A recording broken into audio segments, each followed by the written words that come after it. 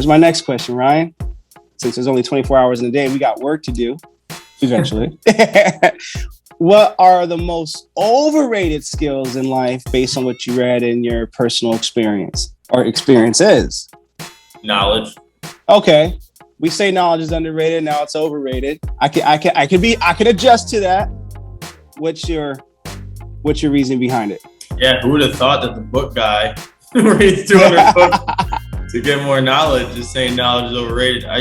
When you're in a situation like you're in a breakup, you're in a relationship with a business partner, your relationship with your family, you can read a lot from books. You can get a lot from books, and it'll help shape your perspective on a lot of things that can contribute to how you show up in that relationship. But the book isn't going to tell you who that person is. The book isn't going to tell you how that person feels, what their vision is, what they're feeling in the moment, what they need from you, if they feel understood. It's none of that. If they can trust you. In business, relationship, fatherhood, whatever is built on relationships. So if you think that you're smart and that because you read a book, you could diagnose and create a solution to a situation, you're just kidding yourself. Okay. So I think that knowledge is definitely power, and it has created so much. You read 3 books, they say you know more than 90% of people on that topic. And I think that's true too, but knowledge can get you in some tricky situations. And I'll tell you one. So I listen to a lot of, read a lot of John Gray, that are from Mars, Women Are from Venus, Beyond Mars and Venus. And I was going through that book and I was applying it to this girl that I love in Colombia. And we've been dating. And so I'd read it, I'd apply it, I'd read it, I'd apply it, I'd read it, I'd apply it, I'd read it. But just a couple of days ago, I learned that it's like a lot of what I thought I was doing to support this person based on what science has said will support someone. Yeah.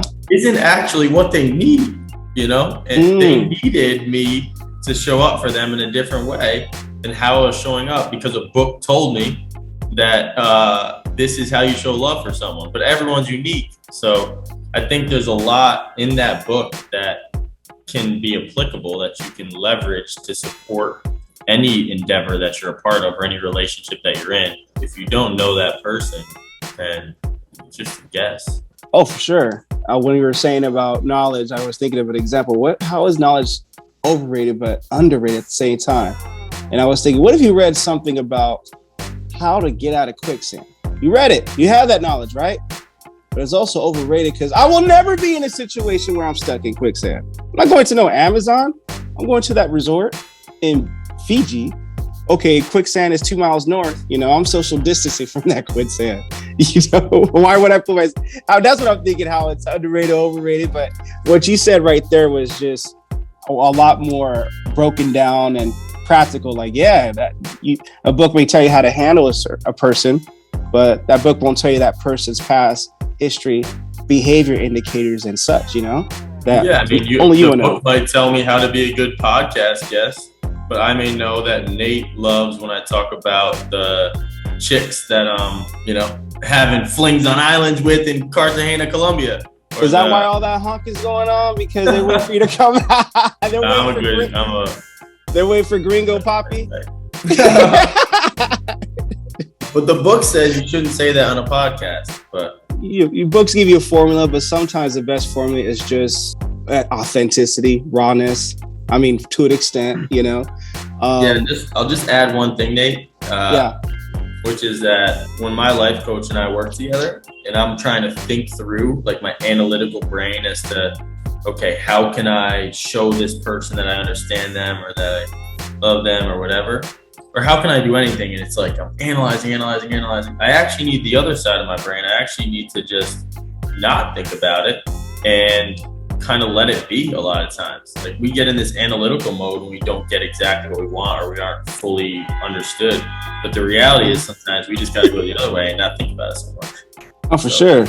Overthinking, which is overrated. And people think they're all smart because they can read a book. Well, let's see how you apply that. Oh my gosh. I've met people like that. Like, oh, just because you go to a Cal State date, I went to a UC, I'm smarter than you. I forgot one example where a guy was like, you know what? Why do this when I could just make a burger at home? Yeah, you can make a burger at home, but then you have to buy all the lettuce, tomato, meat, buns, and do the dishes and clean up, or just spend $6 for In-N-Out Burger #1 and have no dishes. I get a tastier meal than what you would have made at home. I just like how everyone's just being themselves, man. We're in a world where people can be more of yourself if you choose to be. Exactly.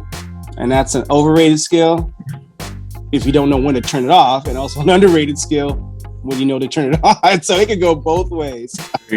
So we're the topic. No, that's the same topic. So let's say at a job interview, you want to be yourself, just don't be too much of yourself. You want to be the representative of yourself. After you get the job and after you pass your 90-day probation, show your ass. It don't matter. Hit on the HR lady. Oh, you like it? Whoa, hit me up after 5, you know? How do you know I did that? Oh, I know you. You look like the type. You look like the HR predator.